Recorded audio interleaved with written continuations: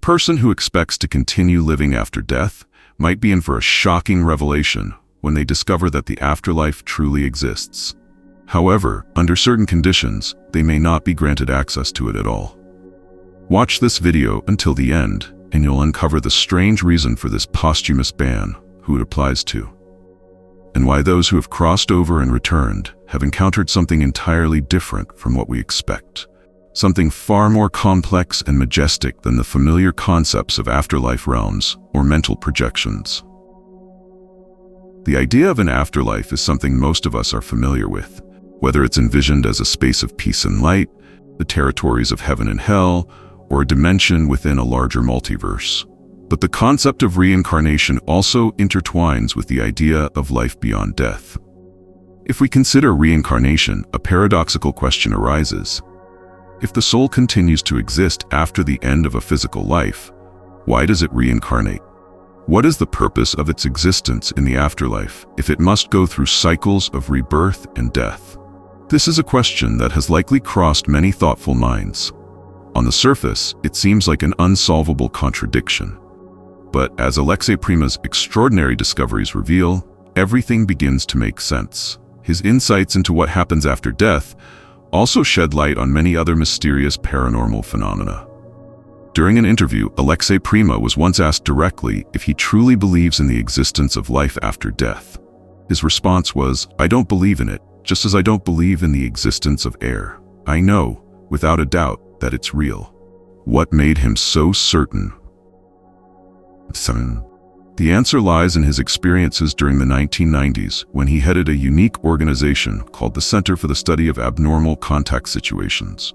Alongside his colleagues, he investigated mysterious phenomena that defied conventional physics. They conducted various experiments using both high-precision scientific instruments and hypnotic techniques, all aimed at exploring a fundamental question: does a person have a soul? And if so, where does it go after the body dies?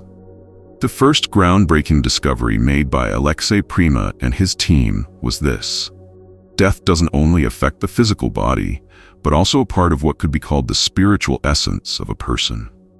The process of dying is far more intricate than conventional science acknowledges, impacting not just the material form, but also the energy field. This revelation reshapes our understanding of what happens after death. According to Prima, at the moment of death, a bioenergetic twin separates from the person. This twin is a bundle of vital energy, an intermediate state between matter and energy. Often referred to as a ghost, it's invisible to the naked eye, but can be seen under certain conditions, especially if the deceased had a strong thirst for life. While this bioenergetic twin retains some fragments of the mind, it gradually loses its functional purpose, eventually disintegrating into tiny particles of light. This process typically occurs around 40 days after death, as the twin exhausts its energy and scatters across space.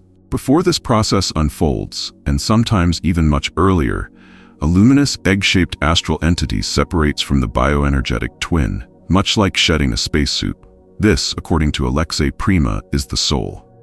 Unfortunately, there are instances when the soul detaches from its bioenergetic counterpart before it has fully exhausted its energy potential, causing it to become temporarily lost between the earthly and astral realms. In the worst-case scenario, this misplaced soul may become vulnerable to possession by a dark form of consciousness. This could explain why, sometimes in dreams or even in reality, a seemingly kind and familiar figure, often a loved one, appears, only to reveal a malevolent presence that seeks to cause harm. Once separated from the bioenergetic twin, the soul moves toward a parallel world, transported by the bird of death, an image depicted in various ancient Egyptian mystical frescoes. Interestingly, many shamanic traditions also describe the soul being carried by an otherworldly spirit in the form of a giant bird. This bird guides the souls of ordinary people to the afterlife, while those chosen to become shamans are taken to a place where they will acquire sacred knowledge. However, as Alexey Prima explains, not all souls are escorted by the bird of death to the afterlife. Some are never meant to enter that realm, and it's reasonable to conclude that this prohibition applies to individuals whose sins are so grave they are deemed unworthy of the otherworld. In fact, Prima suggests the situation is different from what we might expect. Each individual is meant to remain on Earth for as long as it takes to fulfill the purpose for which they were sent here.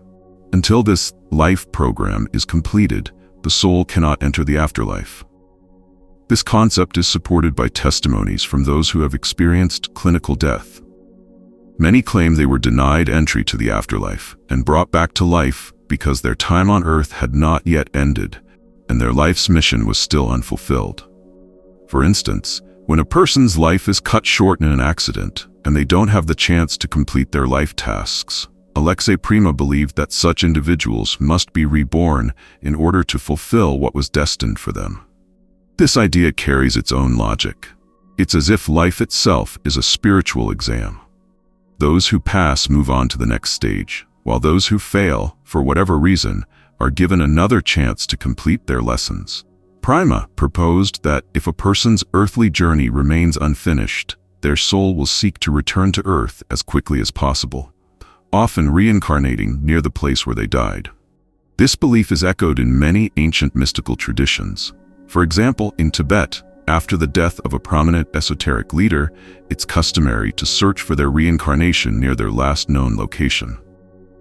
In his book, From Mystery to Mystery, Alexey Prima shares numerous accounts from people who have experienced clinical death. Through their stories, he discovered that most of them had not actually seen the true afterlife, but merely its threshold. According to Prima, the deceased are strictly prohibited from witnessing the true nature of the otherworld.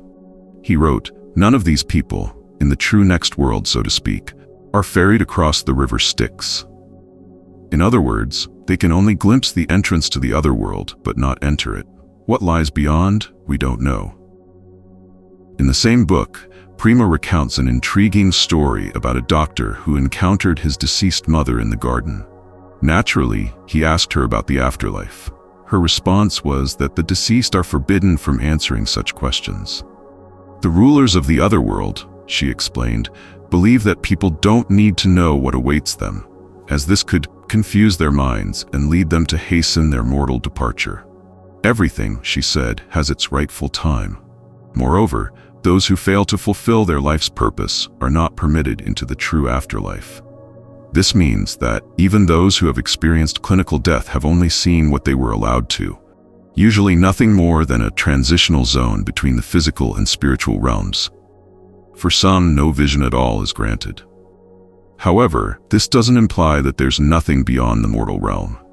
After all, we don't always dream, but that doesn't mean our brain is inactive at night. It's known that the brain never truly rests. Nature operates in a similar way. Just as a human fetus won't be born until it has completed its developmental program, it is not told or shown what the world outside will hold. This doesn't mean the world itself doesn't exist. The metaphysical principles of life remain consistent across all planes. Whether or not you choose to believe Alexey Prima's perspective is entirely up to you. However, experience reveals that even those who deny the existence of life after death often harbor a quiet hope that there is something beyond. Their skepticism often hides a deep, childlike fear and resentment that their hopes may go unfulfilled. If this weren't the case, why would they return to this topic repeatedly, reading books and watching films on the subject? We all hope that our lives have meaning and will continue in some form. People like Alexey Prima and other researchers who dare to explore this field without fear of ridicule from skeptics show remarkable courage. Regardless of whether their views are right or wrong, their willingness to investigate the unknown earns them respect. What do you think? Do you believe in life after death? Or do you think reincarnation awaits? Share your thoughts in the comments.